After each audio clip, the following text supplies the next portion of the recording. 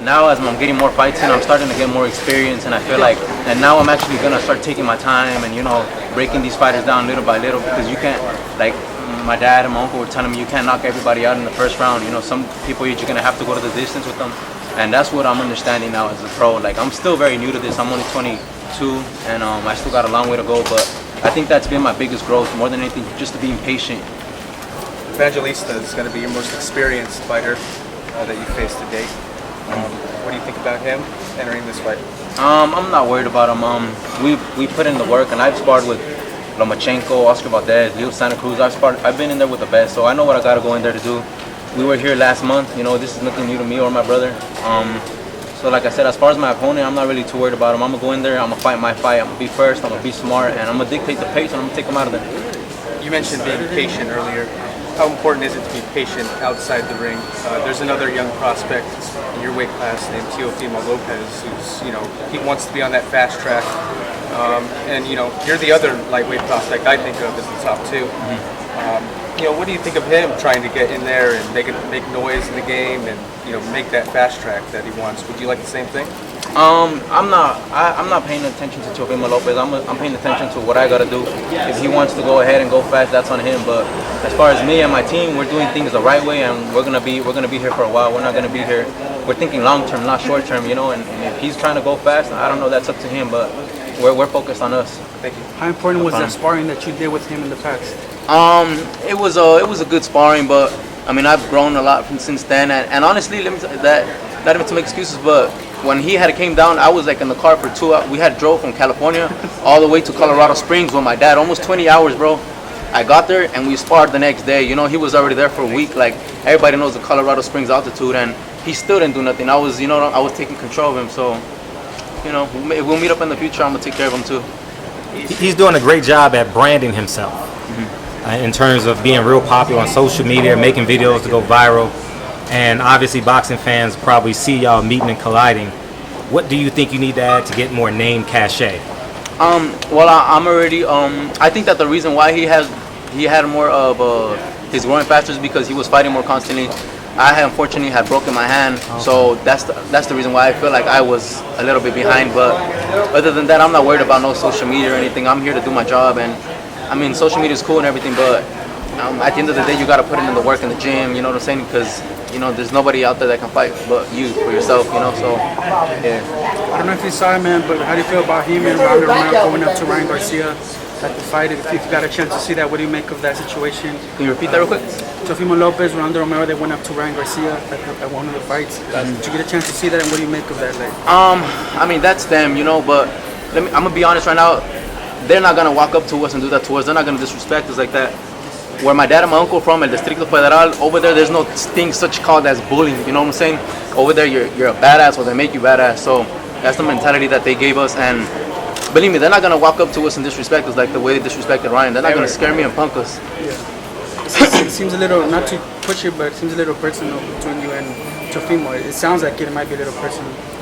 No, not personal with me, but I mean, they have been doing a lot of talking. They've been running their mouth quite a bit, and they got it coming.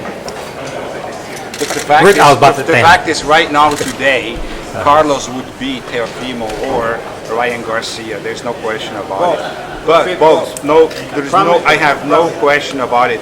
But these are fights which eventually can be big fights. So it would be stupid, and it wouldn't be the right thing for these young men to put those guys in the ring now. So I can see that in the next, maybe 2 years or so, these will be big fights, and the fans will demand. But I have to tell you that I have no question if they would fight today, he'll take care of them. It has been a pattern for prospects coming up to basically trash talk, like you said, on social media.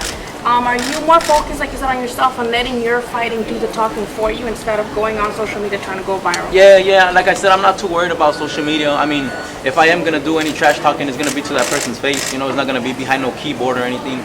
But that's just us. I try to remain as humble as possible, but then again, you got all these guys trying to disrespect you and talk down on you, so it is a little hard to stay quiet, and but like I said, they're not gonna walk up to me and try to punk us like they did to Ryan.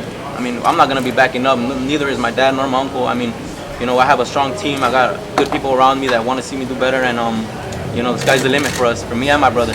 those prospects that everyone's been mentioning about have been really forward about pushing themselves and making their name known. You, on the other hand, you've been a little bit more reserved, a little bit more patient. Why is that? And why haven't you been more fast forward thinking? Why is it that you've been so patient? I think it's because, like I said, I had broken my hand, so I had to pretty much be out of it for a bit. But 2019, we're gonna continue to finish 2018 strong. Me and my brother. In 2019, we're gonna pick it up and we're gonna continue to go harder. And we're now working without Heyman, so now we got more fight dates, and you know what I'm saying. So yeah, you guys will see me more active 2019. Plus, why do you mean slow? He's fighting a veteran with 50 fights. In this fight, 50 fights. Wow. He's got 50 fights, and yeah. So after this fight, I don't think he's going in the slow lane. I don't think so. Yeah, he's fighting a very experienced fighter with 50 fights. Now your team behind you says TioFimo Lopez and Ryan Garcia is easy work for you. How do you respond to team? My team knows me good, and if my team says that they're easy work, then they're easy work. They know me better than I know myself, and like I said, I've been in there in the ring sparring both of them. I know what they're like, you know what I'm saying, and they know what I'm like, so they know what's up. And don't get confused. Don't get confused. If you watch the Olympic Games, the guy got slapped around. You know, I mean, he lost. Who's that guy? What's his name? I just got you once you say his name. That's Tio- okay. Yeah. I don't want to say it. I want you to say it. TioFimo, whatever his name is. So that guy got slapped bad. I mean, he didn't last like a close fight or he was even competitive. He lost bad. He got slapped. I mean, they beat him. You know, it's not even a close fight. It wasn't even a close fight. Carlos, we all watched the fight with a Cuban. He got robbed. We watched the fight, right? So come on. Why are you gonna come to me and tell me, oh, this guy? Why is this guy? Not fast lane. They just, it's just hype. Everything is just media thing, But other than that, I think today you have, unfortunately, trash talker, and they're louder, they're more out there, and people take notice of that.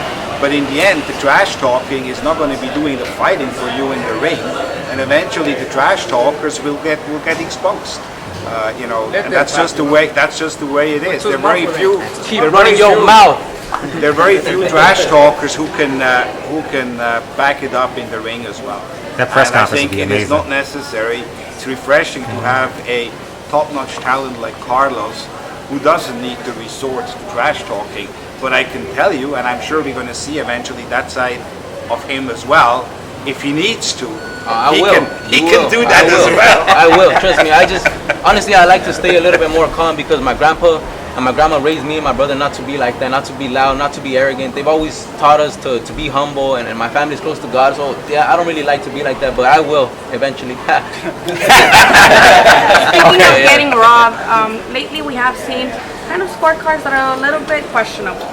Is it that's why what you guys, your style, it looks more towards getting a knockout? I know you both in the last fight in the Santa Cruz Matas undercard, you guys both scored knockouts. Is that kind of a thing you guys are going for this fight? No, not to leave it in the judges? Oh yeah, the plan is definitely not to leave it in the judges, and if the knockout comes, the knockout's coming, but like, I'm just trying to learn to be a little bit more patient because I'm working my way up in rounds. I'm going from 6 and then I'm going to 8, so I can't. And like my uncle and my dad told me, you can't knock everybody out in the first, second round. So you got to learn to be patient with these guys. My uncle told me that there's going to be fights where you can't knock this person out.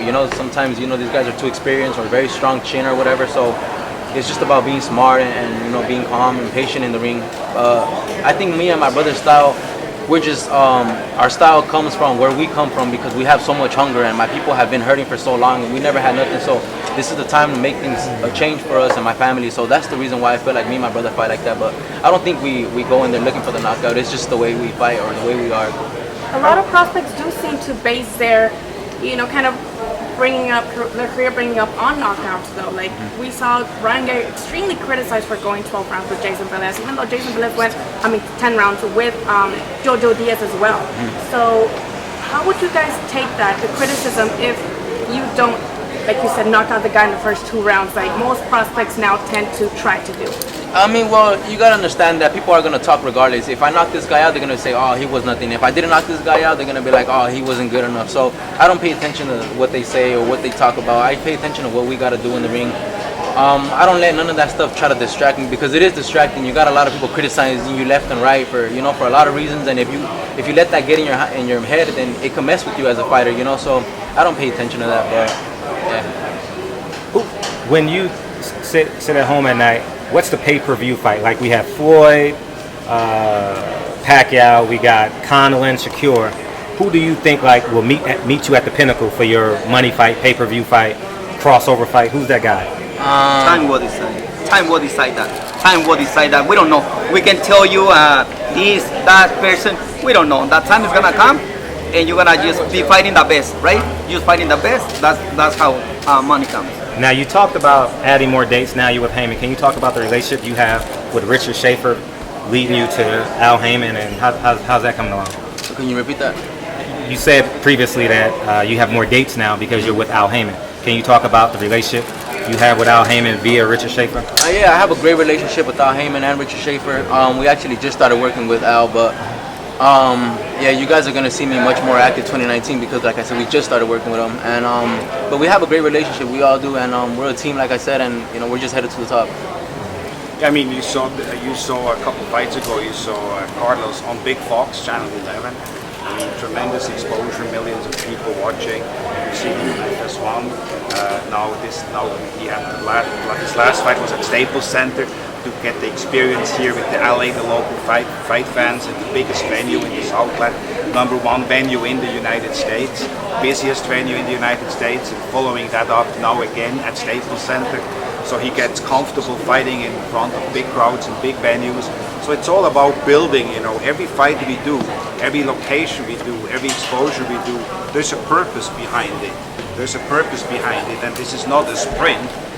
This is like we're building him up to become the face of the sport. Not like who is going to be the first one of the young guys fighting for a world title and things like that. No, we have a totally different game plan, a long-term game plan, and both of the brothers are very young, and we want to do things the right way. And that is what we discussed from the very beginning on when I sat down with Carlos's father, Zenon, and the uncle David, and the grandfather, the whole family. We made it very clear there is no rush. We're going to do things at our pace. We have a long-term goal, and the long-term goal is to establish Carlos as the new face of the sport of boxing and make him the biggest pay-per-view star we have seen here in the country. And that's not going to happen overnight, but this goes by building piece by piece, and that's why I'm very happy that he aligned himself with Al Heyman as well, and he has what I think the best team in boxing behind him. Let's see that workout. All right, let's do it. Thank you. Thank you guys.